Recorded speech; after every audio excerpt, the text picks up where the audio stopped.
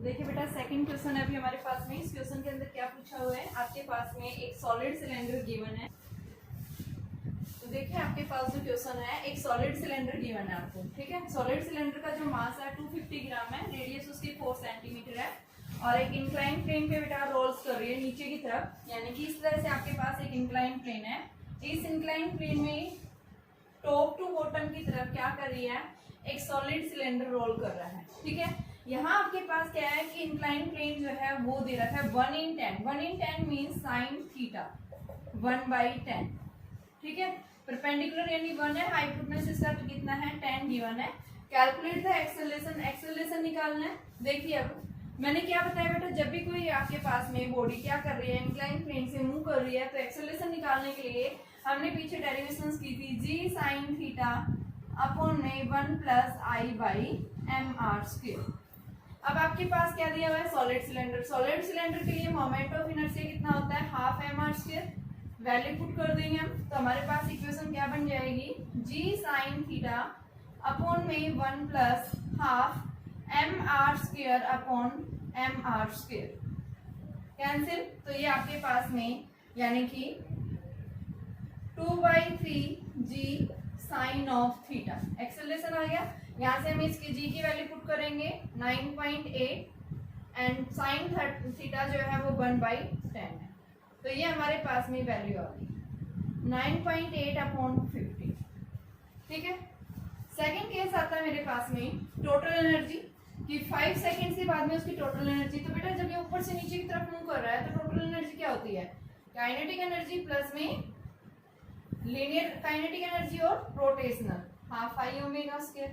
यहाँ पे हम वैल्यू पुट कर दें half M V square plus में हाफ मोमेंट ऑफ इनर्शिया इसका कितना है, हाफ एम आर स्क्वायर, और इसकी जगह V square by R square, ये कैंसिल हो गया। हाफ एम वी यानी कि क्या आ गया, half M V square plus में 1/4 एम वी स्क्वायर। तो ये आपके पास में क्या आ जाएगी वैल्यू, इसको आप एलसीएम लेंगे तो ये आपके पास 5 यानी 8 एलसीएम आ गया, और आपके पास में एलसीएम देखो क्या आएगा, 4 आ गया यहाँ से, तो 2mv स्क्वायर प्लस में mv स्क्वायर यानी 3mv स्क्वायर बाई 4।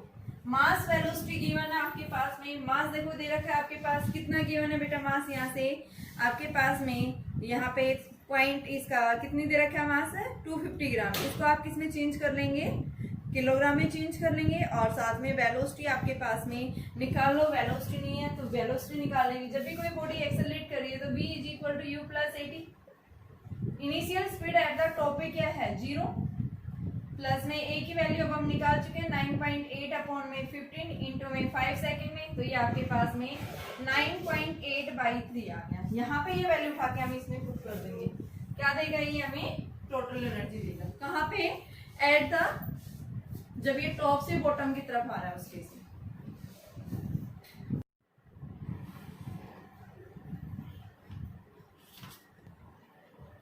देखिए स्टूडेंट्स, हमने लास्ट लेक्चर के अंदर हमने बात की थी रोलिंग मोशन।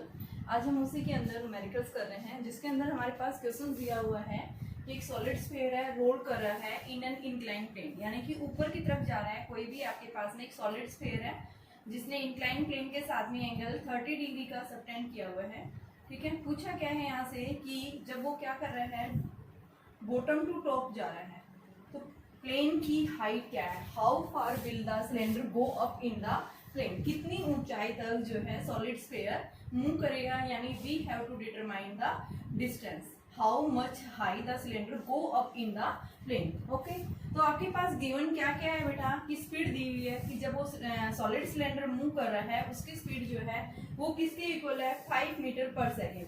सपोज किया हमारे पास में क्या है, एक इंक्लाइन प्लेन है। इस इंक्लाइन प्लेन के अंदर एक सॉलिड स्फीयर मूव कर रहा है, ऊपर की तरफ मूव कर रहा है। हमें क्या निकालनी है, इसकी हाइट डिटरमाइन करनी है। तो इसके लिए हम क्या बताएंगे, हमने लास्ट लेक्चर के अंदर बात की थी कि जब भी कोई बॉडी क्या कर रही है, मूव कर रही है, टॉप टू बॉटम या बॉटम टू टॉप जा रही है, तो उसकी एनर्जी जो है one form to another form में एनर्जी कन्वर्ट होती है। तो यहाँ से आपके पास में बॉटम से कहाँ जा रहा है, टॉप पॉइंट की तरफ मूव कर रहा है, it means there is change in their kinetic energy या फिर चेंज इन एनर्जी किसी भी टाइप है, यहाँ पे किस टाइप की एनर्जी थी, काइनेटिक एनर्जी। और जब ये नीचे से ऊपर की तरफ जा रहा है, जैसे जैसे इसकी हाइट बढ़ती जा रही है तो काइनेटिक एनर्जी को क्या कर रहा है, ये लॉस कर रहा है, यानी स्पीड क्या होती जा रही है, उसकी डिक्रीज हो रही है। जैसे ही ये सॉलिड सिलेंडर कहाँ पहुंचता है, एट द टॉप पॉइंट के ऊपर रीच करता है, इन केस यानी कि उस पॉइंट के ऊपर वहां पे जो काइनेटिक एनर्जी पूरी तरह से क्या हो जाती है, डिक्रीज हो जाती है। हाईएस्ट पॉइंट पे जाने के बाद इसकी काइनेटिक एनर्जी किसमें चेंज हो जाती है, पोटेंशियल एनर्जी में। तो सबसे पहले हमें क्या निकालना है, इसकी हाइट निकालनी है। तो इसको निकालने के लिए सबसे पहले हम बता रहे हैं, जब ये ऊपर की तरफ जा रहा है initially at the point A and at the point B, तो first of all we have to write at the point A total energy will becomes total energy बेटा क्या कर रही है, बॉडी रोल कर रही है, तो it means there is a linear motion as well as rotational motion. Linear motion के अंदर हमारे पास में काइनेटिक एनर्जी आती है हाफ mv स्क्वायर, और साथ में रोटेशनल एक फिक्स एक्सिस के अबाउट क्या कर रहा है, ये मूव कर रहा है, यानी इसके सेंटर ऑफ मास के अबाउट मूव कर रहा है। तो इनिशियल आपके पास में ये तो क्या है, kinetic energy plus potential energy क्या होगी, 0। तो यहाँ से हम क्या लिखेंगे, half mv square plus half i omega square plus 0। तो टोटल एनर्जी हमारे पास एट द पॉइंट ए किसके इक्वल आई, हाफ mv स्क्वायर प्लस में हाफ i ओमेगा स्क्वायर। ठीक है बेटा, अब हमें क्या देखना है, बॉडी कैसी है, सॉलिड स्फीयर, और सॉलिड स्फीयर के लिए हमें पता है मोमेंट ऑफ इनर्शिया क्या होता है for a solid sphere. I will be moment of inertia will be equal to 2/5 mr square.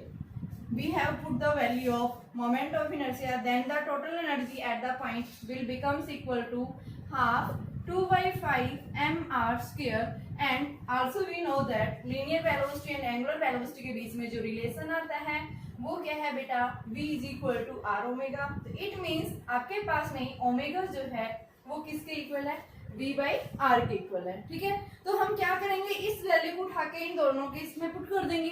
तो हमारी जो इक्वेशन है एट द पॉइंट ए के ऊपर भाई जो एनर्जी आएगी वो किसके इक्वल होगी, 2 से 2 कैंसिल, यानी 1/5, यहाँ पे ओमेगा स्क्वायर भी है बेटा, एम आर स्क्वायर इंटू में v by R, v square by R square, R square से आर स्क्वायर कैंसिल। और जब आप इसको सिंप्लीफाई करते हैं तो हमारे पास में ये वैल्यू आ जाती है, यानी कि 7/10 mv square total energy at the point ए। अब ये बॉडी ए से कहाँ पहुंच गई, बी की तरफ, क्योंकि बॉडी कहाँ जा रही है बेटा, मूव्स अप या rolls up in an inclined plane. जब ये ऊपर की तरफ जा रही है तो आपके पास में यहाँ पे हम क्या बताएंगे, एट द पॉइंट बी जैसे बॉडी क्या कर रही है, ऊपर की तरफ मूव कर रही है, तो उस केस में हम क्या बताएंगे कि यहाँ पे आपके पास में जो एनर्जी है यानी वो किसके इक्वल है। तो सबसे पहले हम देख रहे हैं यहाँ पे ये बॉडी क्या कर रही है, ऊपर की तरफ मूव कर रही है। तो मान लो ये है, सबसे पहले इसका वेट इंक्लाइन प्लेन यहाँ थीटा 30 डिग्री है, तो ये क्या हो गया mg, इसके ऊपर नॉर्मल रिएक्शन आर, यहाँ एंगल थीटा बना रखा है, इसके साथ भी एंगल कितना सबटेंड करेगी 30 डिग्री। तो हम क्या करेंगे, इस बॉडी के वेट को दो पार्ट्स में रिजोल्व करेंगे। First is the horizontal component and this horizontal components aligned along the cos 30 आपके पास में। ठीक है, किसके अलोंग लाई कर रहा है, ये normal reaction, and second component is mg sin theta which is perpendicular to the body. ठीक है, तो ये आपके पास में sin 30 है ये। ठीक है, अब ये बॉडी मूव कर रही है, तो यानी यहाँ पे जो फोर्स लग रहा है mg sin 30 से या तो उसके इक्वल है या फिर उससे ज्यादा है। तो यहाँ पे हम क्या बता रहे हैं, जब भी कोई बॉडी ए से बी की तरफ मूव कर रही है तो बेटा वर्क डन जो होगा वो किसके इक्वल होगा, फोर्स इनटू डिस्प्लेसमेंट। अब भाई फोर्स कौन सा लग रहा है, mg sin 30 है ही, और बॉडी मूव कहाँ से, यहाँ से यहाँ तक, हाइट कितनी है s। तो इस s को अगर हम क्या ले लें, if s is equal to s, तो हमारे पास इक्वेशन क्या बन जाएगी, mg sin 30 इंटू में h। Equation number second, and this work done is stored in the form of potential energy. क्योंकि अपनी पोजीशन को चेंज कर रहा है, जब भी कोई बॉडी अपनी पोजीशन को चेंज करता है तो सिस्टम में यानी कि बॉडी के पास में जो एनर्जी होगी किस टाइप की एनर्जी होगी, पोटेंशियल एनर्जी। तो हम क्या करेंगे, by using the conservation of energy apply करेंगे। और जब हम कंजर्वेशन ऑफ एनर्जी अप्लाई कर रहे हैं, हमें क्या निकालना है बेटा, कि आपको हाइट बतानी है कि कितनी हाइट तक ये बॉडी मूव करेगी। तो उस हाइट को निकालने के लिए हम क्या लेंगे, सबसे पहले हम दोनों इक्वेशंस को यूज करेंगे by using the conservation of energy. Conservation of energy का कॉन्सेप्ट यूज करेंगे तो आपके पास half 7/10 mv² is equal to mg sin 30 into में h। तो sin 30 आपके पास 7/10 है ये, is equal to mg/2 into h। m से m कैंसिल आउट हो गया और हमारे पास में कितना बन गया ये h is equal to 7v²/10 upon में g। ठीक है बेटा। अब भी आपके पास दे रखी है स्पीड, कितनी दे रखी है यहाँ पे कि जब ये ऊपर जा रहा है स्पीड इसकी 5 है। ठीक है, तो यहाँ पे हम वैल्यू पुट करेंगे तो हमारे पास में वैल्यू क्या आ जाएगी 14 इंटू में 5 इंटू 5 अपॉन 10 इंटू 9.8। और जब हम इसको सिंप्लीफाई करते हैं हमारे पास में ये हाइट जो है लगभग नियर अबाउट किसके इक्वल आ जाती है 3.8 मीटर के इक्वल आएगी। ठीक है, तो देखिए एक बार फिर से अगेन मैं रिपीट कर रही हूँ। देखिए आपसे क्या पूछा है कि कोई भी एक बॉडी है ए पॉइंट से बी की तरफ क्या कर रही है, जब ये रोल कर रही है तो उस केस में आपको क्या निकालनी है, इसकी हाइट बतानी है कि कितनी हाइट तक ऊपर की तरफ रोल करेगी। तो उसके लिए हम क्या करेंगे, first of all we have to take the total energy at the point A. Initially जब ये ए पॉइंट के ऊपर थी तो उस केस में हम क्या बताएंगे कि बेटा यहाँ पे ए पॉइंट के ऊपर इसके पास मैक्सिमम काइनेटिक एनर्जी है, पोटेंशियल एनर्जी इस केस में क्या है 0। जैसे ये ए से बी की तरफ जाती है तो वही काइनेटिक एनर्जी किस में कन्वर्ट होती है, उसकी पोटेंशियल एनर्जी। तो यहाँ पे हम क्या बताएंगे, एट द पॉइंट ए के ऊपर पोटेंशियल एनर्जी किसके इक्वल है 0 and at the point B पे काइनेटिक एनर्जी क्या है 0। ठीक है, तो मैंने सबसे पहले ए पॉइंट पे टोटल एनर्जी लिखी, काइनेटिक एनर्जी प्लस में पोटेंशियल एनर्जी। काइनेटिक एनर्जी यानी किसके कारण मिल रही है, due to the linear motion के कारण भी मिल रही है एंड साथ में रोटेशनल यानी कि मोशन के कारण भी मिल रही है। क्योंकि बेटा हम क्या पढ़ रहे हैं, रोलिंग मोशन पढ़ रहे हैं। रोलिंग मोशन के अंदर हमने बात की थी कि यहाँ पे बोथ टाइप्स के मोशंस होते हैं, यानी जो रोलिंग मोशन है it is the combination of the, किसका कॉम्बिनेशन है ये, linear motion as well as rotational motion. इन दोनों का क्या है, ये कॉम्बिनेशन है। तो हम क्या करेंगे, सबसे पहले लीनियर मोशन में काइनेटिक एनर्जी जो आती है वो किसके इक्वल है, half mv²। And rotational motion में जो काइनेटिक एनर्जी आती है वो क्या है, हाफ i ω²। ठीक है, हमने क्या की, इनकी वैल्यू पुट कर दी। आई की आपके पास सॉलिड स्फीयर है, जब भी सॉलिड बॉडी क्या करती है, मूव कर रही है, नीचे से ऊपर की तरफ मूव कर रही है, तो मोमेंट ऑफ इनर्शिया जो होता है सॉलिड स्फीयर के लिए बेटा कितना होता है 2/5 mr²। तो यहाँ पे हमने वैल्यू पुट कर दी इंटू में ω²। तो ये मेरे पास 7/10 mv² आ गई है, टोटल काइनेटिक एनर्जी आई है eight the point A.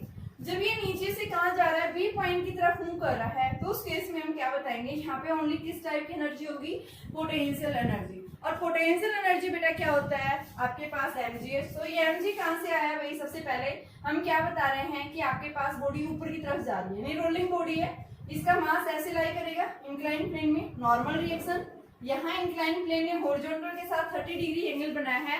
Similar क्या बताएंगे, आपके पास इस बॉडी का जो वेट है इसने भी क्या किया, इस डायरेक्शन के साथ में एंगल 30 डिग्री बनाया। इस mg को हम दो पार्ट्स में रिजोल्व कर देंगे, first is the mg cos 30 and second is the mg sin of 30। ठीक है बेटा, अब ये ऊपर की तरफ जा रहा है तो फोर्स किसके इक्वल होगा, mg sin 30। तो यहाँ से आपके पास में mg sin 30 इंटू में h, ये आ गया आपके पास वर्क डन। ठीक है, और ये वर्क डन किस फॉर्म में होगा, पोटेंशियल एनर्जी के फॉर्म में। अब मैंने क्या किया, कंजर्वेशन ऑफ एनर्जी अप्लाई की और उससे मैंने ये पार्ट निकाल दिए इसे। ठीक है, हमें क्या निकालनी थी, इसकी हाइट निकालनी थी। अब देखो दूसरे पार्ट में क्या पूछा है कि आप क्या निकालिए, कितना टाइम लेगा जब वो इंक्लाइन प्लेन नीचे से कहाँ गया है, ऊपर की तरफ गया है, how will take returns to the bottom, कि भाई नीचे से ऊपर की तरफ गया और ऊपर से फिर नीचे की तरफ आ रहा है, तो वहां से वापस आने में कितना टाइम लेगा। यानी कि आप पहले क्या निकालो, यहाँ से टाइम निकालो। ठीक है बेटा, तो इस टाइम को हम कैसे निकालेंगे, इसको निकालने के लिए हमें क्या चाहिए, एक्सेलरेशन चाहिए। तो इसको हम कैसे निकालेंगे, देखिए कितना समय लेगा जब ये इंक्लाइन प्लेन में नीचे से ऊपर की तरफ गया, फिर ऊपर से कहाँ आया, ये नीचे की तरफ जब बॉडी मूव कर रही है, तो आपको क्या निकालना है, how long will it take return to the bottom, कितने समय बाद ये बॉटम पे क्या हो जाएगी, रिटर्न हो जाएगी। ठीक है, तो इसको निकालने के लिए हम क्या लेंगे, bye using the equations of motion, equations of motion. सबसे पहले बॉडी कहाँ गई है बेटा, नीचे से ऊपर की तरफ जब जा रही है। ठीक है, तो उस केस में हम क्या बताएंगे, v is equal to U plus A T. भाई नीचे से आपके पास ऊपर की तरफ गई है इंक्लाइन प्लेन के अंदर, तो यहाँ से हम बताते हैं इनिशियल स्पीड ऊपर की तरफ गया था, हाईएस्ट पॉइंट पे v क्या हो गया, 0 हो गया। तो यहाँ पे हम फाइनली क्या लेंगे, 0। इनिशियली मैंने क्या ले लिया है, vcm इनिशियल स्पीड है मान लो। ठीक है, ये u किसके इक्वल ले रखा है, vcm प्लस में at। ऊपर की तरफ जाएगा तो माइनस होगा नेगेटिव, क्योंकि स्पीड कम होती जाएगी, तो नेगेटिव एक्सेलरेशन आएगा। vcm आपके पास में क्या आ गया, 80। तो a की वैल्यू यहाँ से टाइम जो है मेरे पास, या a की वैल्यू क्या आ गई, vcm by t। Equation number first. जब ये नीचे से ऊपर गया है उस केस में इक्वेशन आई है। अब बेटा ये क्या कर रहा है, टॉप टू बॉटम आ रहा है। ठीक है, टॉप से बॉटम की तरफ जब ये आ रहा है उस केस में आपके पास इक्वेशन क्या होगी, when it moves from top to bottom.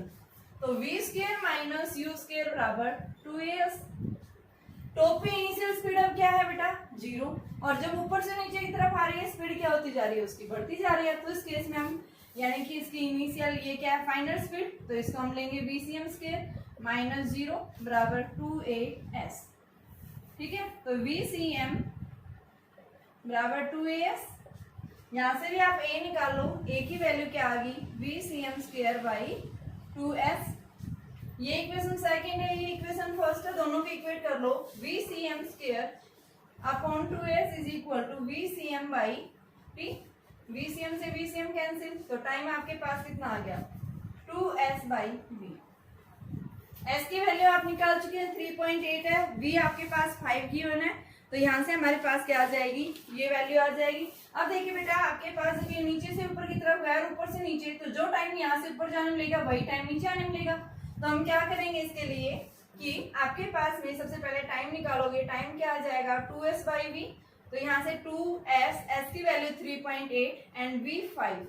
तो इसको हम सोल्व कर लेंगे, वैल्यू आ जाएगी। अब जो टाइम आपके पास ये टाइम ऑफ असेंट और time of descent remain same रहता है, तो टोटल टाइम जो आएगा t प्लस टी यानी कि 2t के इक्वल होगा। देखिए एक बार फिर से, सबसे पहले बॉडी क्या करें, नीचे से ऊपर की तरफ जा रही है, तो बॉडी का यहाँ पे हम एक्सेलरेशन यानी कितना टाइम लेगा वो निकालने के लिए v is equal to U plus A T. नीचे से ऊपर की तरफ जा रही है तो फाइनल स्पीड उसकी 0 हो गई है, तो यहाँ से हम क्या लेंगे, v final speed 0, initial speed vcm ले रखा है, माइनस ऊपर की तरफ जा रहा है तो माइनस आ गया। ठीक है, तो vcm क्या आ गया बेटा, 80। तो a की वैल्यू क्या आ गई, vcm अपॉन में t। ये हमारी फर्स्ट इक्वेशन आई।